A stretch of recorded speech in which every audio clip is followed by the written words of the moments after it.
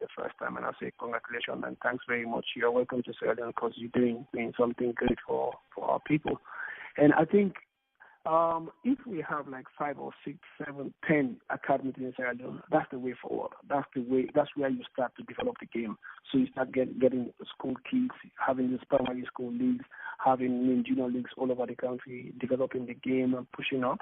Then the principal object of all this is to have a national academy, which I've approached the president for a year ago, and they're still looking at it. I think that would be the fundamental point of developing football in Sierra Leone if we have that national academy, because we have a lot of ex-players who are coming home back and have a lot of difficulties, and most of the ones who play here in Sierra Leone, as you heard about the Amika Madumboya, the Umaruddin Sise, all these players are here because it's so difficult for them because they can't do nothing after football. There must be something after football for our ex-players, ex-sportsmen in this country. So I think it's necessary for us to have a national academy whereby we can have 200, 300 players training in that academy, and we have all these ex-players that have been fading out from the game. We should find ways to give them scholarship to study in abroad, maybe do political and football science and do coaching courses so at least they can come back and help the young talents to have their trade in Europe as a professional player, as I have the opportunity to do it. Okay. Before you go, Sierra Leone is getting ready to play in the qualifiers for the Nations Cup 2015 at Morocco. What do you think the country's chances of making it to Morocco next year? To be honest with you, for the past 16 years, since the last Nations Cup we went in South Africa, that was in 1996, I think this is the best squad Sierra Leone have ever put together since that time, because we have a lot of players that are playing in important clubs in Europe, and most of them are playing like week in, week out, which is the most important thing for footballers. And it's just like, I think it's the right time now. We have to take the right moves because we have a perfect team. We just have to come in again and reorganize our federation, get the proper planning, and bring people who have the technical know-how and how to balance the situation in football. So at least, because I think this is a good time to make it to the Nations Cup. For the World Cup, it might be difficult, but if we start up with the under-17, under-18, under-20, for the next 4 years, those players will develop and reach to that level whereby we can have a lot of players to compete with the national team. So at least we can compete with all our teams in Africa, then we can make it to the World Cup. Okay. I want to thank you this morning very much. Like I said, I don't want to hold you too long because I know you got to go to the funeral. And I thank you very much for taking the time and your patience in talking to us. And we'll be talking some more football in the future. And thank you very much for this interview. Okay. Thank you very much. You're welcome. Okay. Thank you. You are listening to the Digital Sports Radio Network. Hello, ladies and gentlemen. I have on the line from Freetown, Ms. Aisha Johansson, the president of the Sierra Leone Football Association, the first lady to hold that position in our country, and the second in Africa, in the world. It's a privilege to talk to you this morning, Ms. Johansson. Let me first start by congratulating you on winning the presidency of the SLAFR, and also making history as a Sierra Leone's first woman to head that position, and at the same time, like I said, being the second woman in Africa and in the world to lead a football association. Thank you. Good morning. Thank you. What has it been like since your election till now? My goodness, it's been a roller coaster ride. It's been a learning process. It's been an uphill struggle, and I think that struggle will continue for a long time, because in football and in many other areas doing business in Africa, it's an uphill struggle. But first and foremost, it's a challenge, and people that know me, they know that I'm up for challenges, and whatever I do or I undertake to do, I attempt to do, it's always filled with challenges. I always try to do that which has never been done before, and people are always skeptical as to what the outcome will be, or will I succeed in doing that. So I love challenges. So you ask what it's been like. It's been a challenge, and I'm up for the challenges, and it's been quite an experience. Wonderful, wonderful. Now, I noticed that amongst a number of things that you have done is the resumption of the FA Cup competition in the country. How is that coming along? I'm sorry, but you were breaking there. The line's not so good. I said that I noticed that amongst a number of things you have done is a resumption of the FA Cup competition in the country. How is that coming along? That has been gaining momentum, and it's really exciting to see how excited people are with 176 teams participating all over the country. That's quite a good number with the interaction. Mind you, the FA Cup has been dormant for the past 8 years.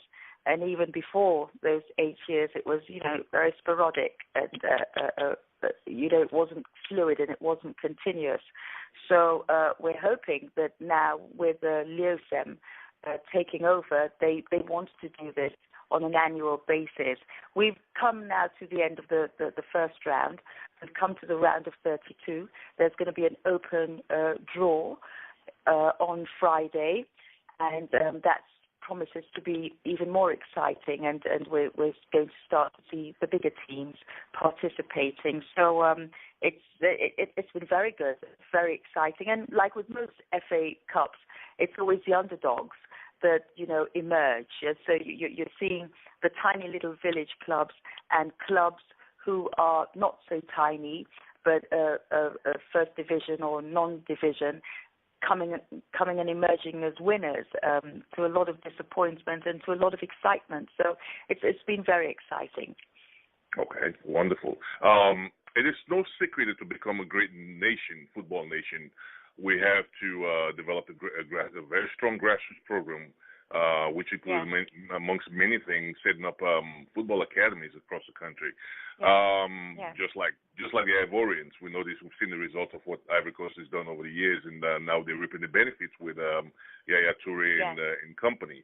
The Craig Bellamy Foundation is a stellar example of such a program. I mean, you yourself started a football program by encouraging some youngsters when you started your club. What plans does the SLAFA have in place for encouraging second and third parties out there to come in and set up academies and help develop football in the country? Well, just like you just said yourself, I came into football through youth football development, and I would like to leave football or the FA with that legacy of having developed further youth football. FCO Hansen was born out of these young boys, helping them on a humanitarian basis, and then we progressed. I'm sure you've read the stories over and over again, and that there are a couple of lads out there in America that come from and through FCO Hansen. The Craig Bellamy Foundation, they're doing quite a good job as well. I mean, they had this foresight of having to tap them young and go grassroots. And I remember when we started off with FCO Hansen and, making all these pronouncements about, the youth, people, they just could not grab that. They couldn't get the concept. And they were all about, now we were Leon Stars. We want results. It is about now. Yes, of course, but it has to start somewhere. You just don't go winning trophies and getting out there overnight. It has to stem from proper structures. It has to stem from the discipline. It's grassroots.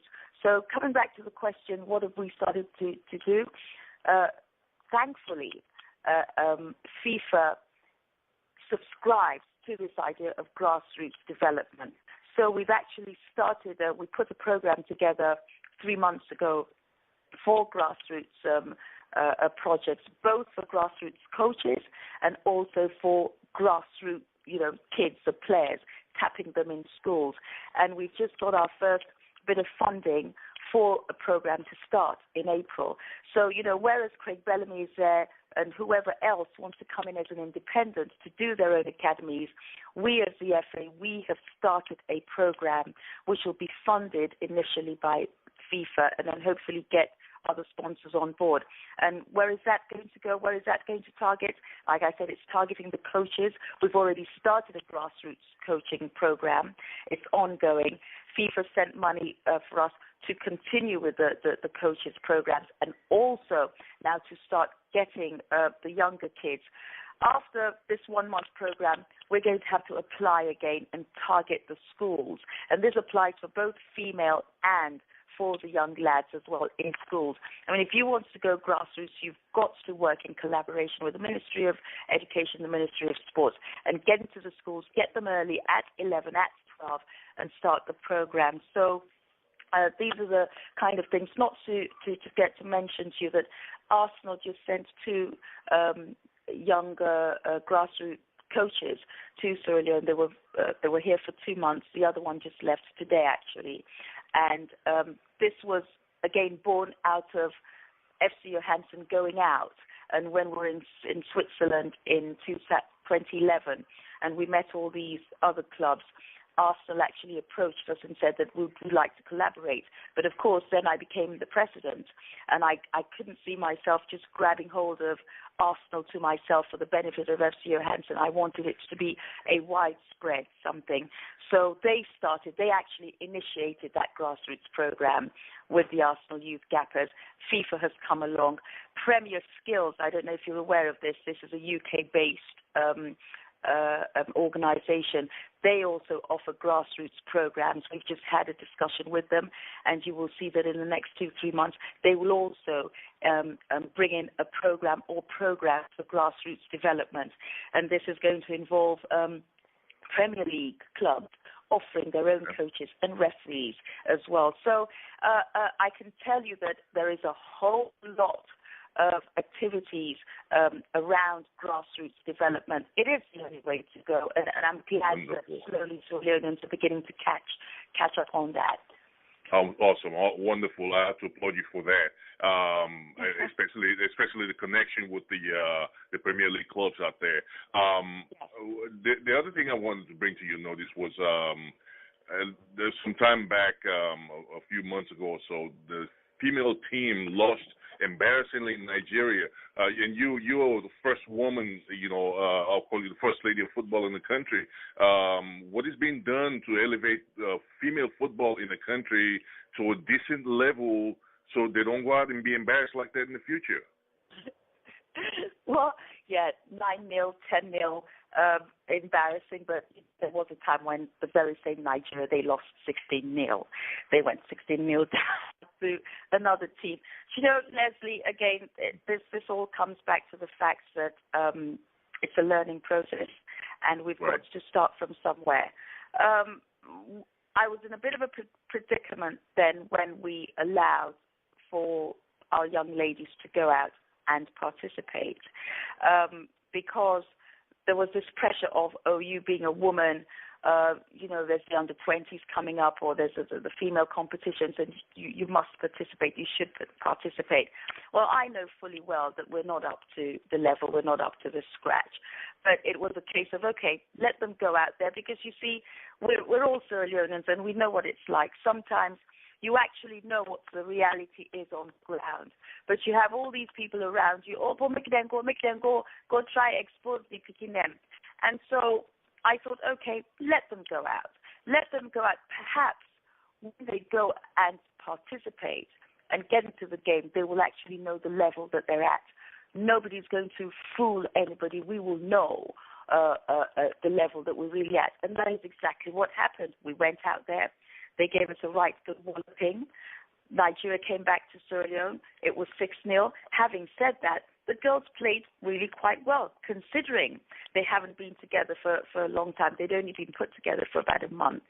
So, that was not demoralizing. The result was not the greatest. We could have done better. We could have done without a 10 or a 6-0. But it was an eye-opener as well, that we need to put the structures, we need to start going back to basics. We really need a reality check. We've pulled out of the others. We can't afford to go financially, and we just do not have what it takes to go out there and compete. So